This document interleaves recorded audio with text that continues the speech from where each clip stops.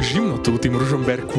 Dnes je tu na škole deň otvorených dverí a ja som hľadal vhodnú metaforu, ktorou by vyučujúci, študenti a návštevníci vystihli atmosféru tejto školy, pretože tam, kde nestačia presné popisy, nastupuje poézia. Minus 600 pocitovo.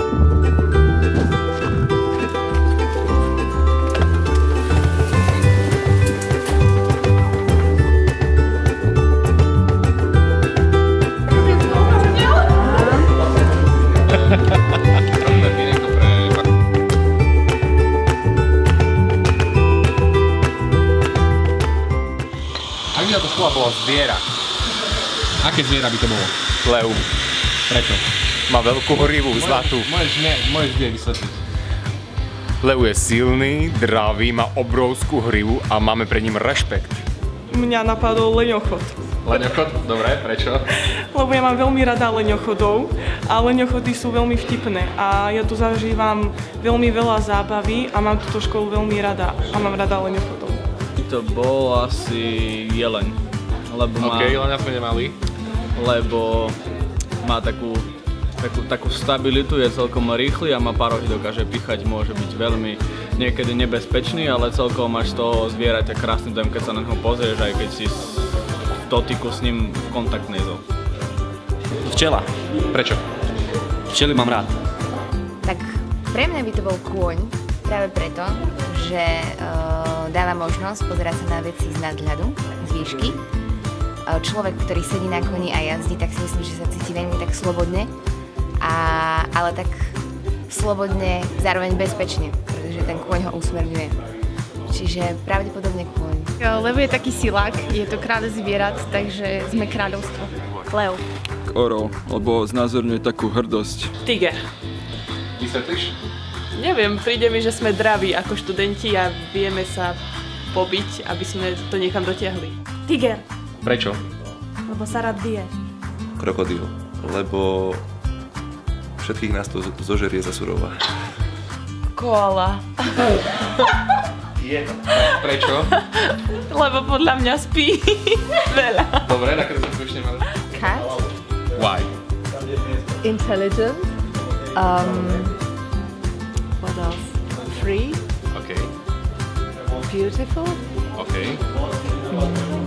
Clever. Surviving. Oh, OK. 9 lives. Unpredictable. Unpredictable. Absolutely unpredictable. So do you agree with cat? Cat sounds just fine.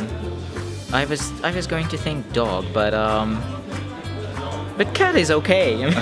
Cat is good. Tiger. OK, viete aj vysvetliť? Tiger, no tak pretože sme rýchlo sa rozvíjajúcou fakultou. Sme fakultou, ktorá je kvalitná a oficiálne kvalitná, druhá najlepšia na Slovensku a Tiger má tie vlastnosti také mršné, také sebavedomé. Ak by táto fakulta bola jedlom? Hranolky s vypraženým syrom a s tatarskou. Neviem mi chutivé. Prečo? Ja mám veľmi rád. Bola by špagetami. Halušky. Jedlo guláš. Guláš by to bol, pretože sú tu naozaj pomiešaní študenti, rôzne katedry. Vypražané hranolčeky a syr. Polievka nejaká. Zrejme by to bola pizza.